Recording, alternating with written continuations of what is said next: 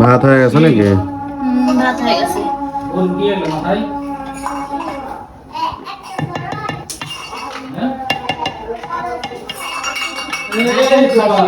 কি ব্যাপার লিবি, কিসের কাঁসা এটা?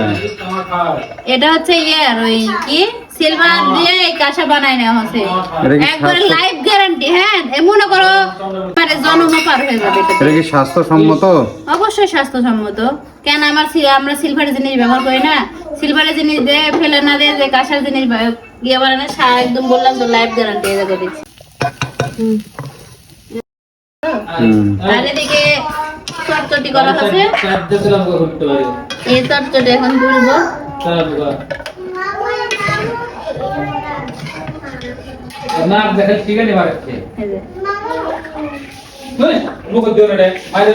Fine too.